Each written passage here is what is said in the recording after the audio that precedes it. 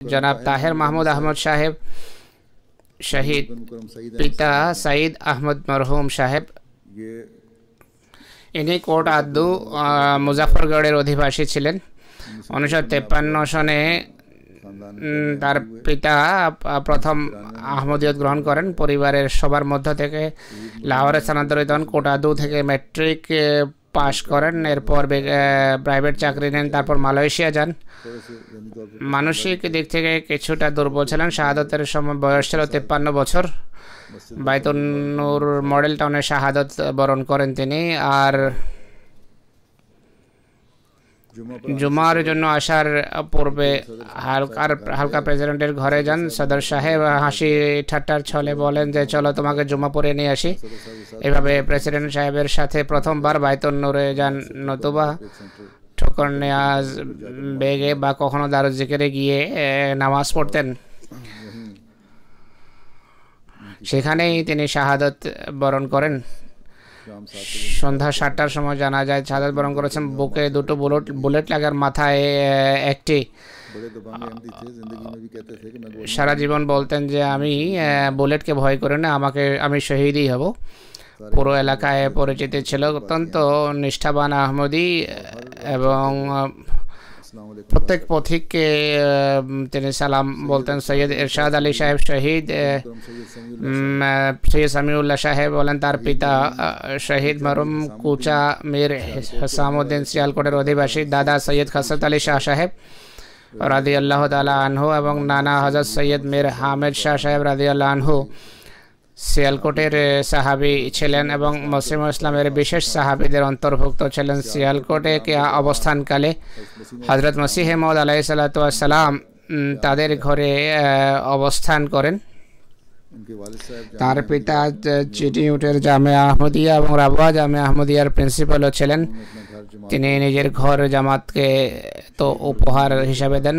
বিয়ের পর assistant director হিসাবে লেবার বিভাগে ভর্তি হন এবং ডেপুটি ডাইরেক্টর হিসাবে তিনি অবসর নেন। মডেল টাউনের সেক্রেটারি হিসাবে কাজ করছেন। শাহাদতের সময় বয়স ছিল 80 বছর। মসজিদ বাইতুন নূরে শাহাদত বরণ করেন।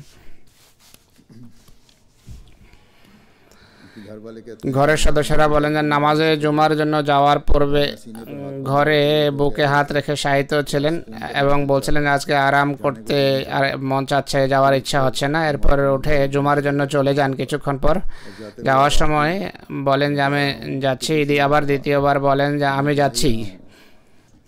জামাতের সাথে বাইতুন নূরে বাহিরে উঠানে চেয়ারে বসেছিলেন।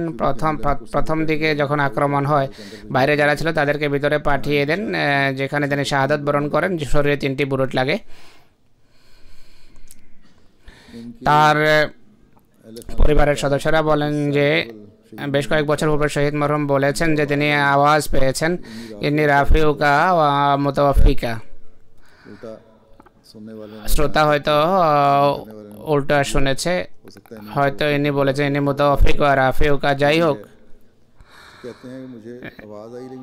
ইনি বলেন যে আমি আওয়াজ পেয়েছি কিন্তু বুঝলাম না যে এর অর্থ কি। শাহাদতের 15-20 দিন পূর্বে ইনি বলেন যে আমি একটি আওয়াজ শুনেছি যে we receive with open arms in red carpets।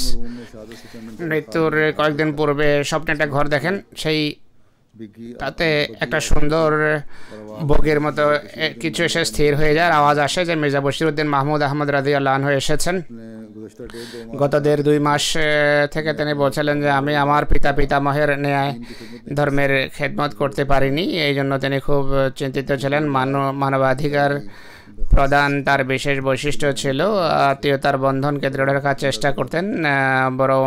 বড় হাসমুখ, হাসি খুশি থাকতেন, হাস্যোৎফুল্ল থাকতেন। জনাব নুরুল আমিন শহীদ, পিতা নজির নসিম সাহেব শহীদ মরহুম রাওয়ালপিন্ডিতে জন্মগ্রহণ করেন, সেখানে ম্যাট্রিক পাশ করেন। এরপর নৌবাহিনীতে ফটোগ্রাফার হিসাবে ভর্তি হন। তার দাদা হযরত মীর ফয়েজ সাহেব রাদিয়াল্লাহু আনহু আটক নিবাসী মসিমদের সাহাবী ছিলেন। তার বড় নানা বাবু আব্দুল গফার সাহেব, যিনি হায়দ্রাবাদের আমির ছিলেন, আল্লাহর পথে তিনি শাহাদত বরণ করেন। মসজিদ খুদ্দামুল আহমদিয়ার বড় পরিশ্রমী সদস্য ছিলেন। মডেল টাউনের মুনতাজিম উমুমি হিসাবে কাজ করছিলেন। লাউড সিস্টেমের মসজিদে লাউড স্পিকার সিস্টেম ছিল, তার নিগরানি করেন। কিছুদিনের জন্য করাচিতে অবস্থান করেন। শাহাদাতের সময় বয়স ছিল 39 বছর। দারুজিকের মসজিদে তিনি শাহাদাত বরণ করেন। ঘটনার সময় তার ঘরে বন্ধুদের কাছে ফোন আসে যে আমি এমন স্থানে আছি যেখান থেকে চাইলেই বেরোতে পারি, কিন্তু এখানে আমার ডিউটি। দারুজিকের বড় ডিসেন্টেনার পিছনে তিনি বসেছিলেন, সেখানে গ্রেনেড লেগে শহীদ হন। শহীদের স্ত্রী বলেন যে অগণিত সুন্দর গুণাবলীর অধিকারী ছিলেন।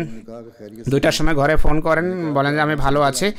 আমি তাকে বললাম যে বেরিয়ে আসুন। উনি বলেন যে এখানে অনেকে ফেসে আছে, তাদেরকে ছেড়ে বেরোতে পারি না আমি। বাচ্চাদের তরবিয়তের ব্যাপারে চিন্তিত থাকতেন, বিশেষ করে ওয়াকফানা ও সন্তানদের সম্পর্কে চিন্তিত থাকতেন। জামাতি ডিউটিতে সবসময় অগ্রগামী থাকতেন। চৌধুরী মোহাম্মদ মালিক সাহেব, পিতার নাম চৌধুরী ফাতে সাহেব, শহীদ মরহুমের পিতামহ লক্ষণমন্ডির অধিবাসী। সেখান থেকে গুজরাওয়ালা এবং এরপরে লাহোরে স্থানান্তরিত হন। তার জন্মের পূর্বেই তার পিতা ইন্তেকাল করেন। ম্যাট্রিকে পড়তেন। মা হাতের চুড়ি খুলে ছেলেকে দেন যে যাও পড়ালেখা করো। সিয়ালকোটের মারে কলেজ থেকে বিএ পাশ করেন। এসপি জেলের চাকরি পান, কিন্তু করেননি। এরপর কৃষি কাজ করেন, বাচ্চাদের পড়ালেখা করান। শাহাদাতের সময় বয়স ছিল 93 বছর। মুসিও ছিলেন। সেই বয়সে ইন্তেকাল তো করার ছিল, কিন্তু আল্লাহ তাআলা এই পদমর্যাদা দিয়েছেন। বাইতুন নূরে তিনি শাহাদাত বরণ করেন।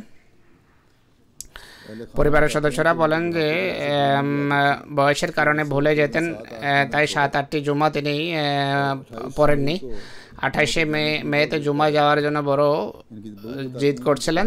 তার পুত্রবধূ বলে যে তাকে বলা হয়েছে বাইরে আবহাওয়া ঠিক নয়, ধুলাঝড় চলছে, তাই যাওয়ার দরকার নেই। বাচ্চারাও চাচ্ছিল যে তিনি যেন না যান, কিন্তু নামাজে জুমা পড়ার জন্য প্রস্তুত হয়ে ঘর থেকে বেরিয়ে যান।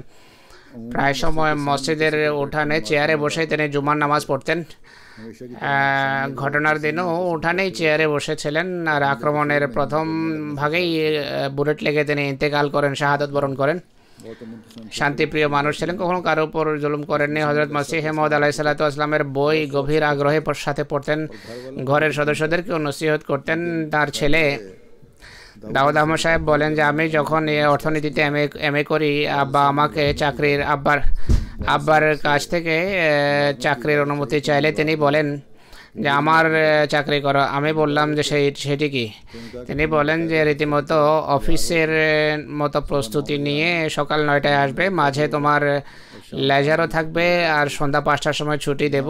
এখানে এসে টেবিলে বসো, হযরত মসিহ মউদের বই পড়ো,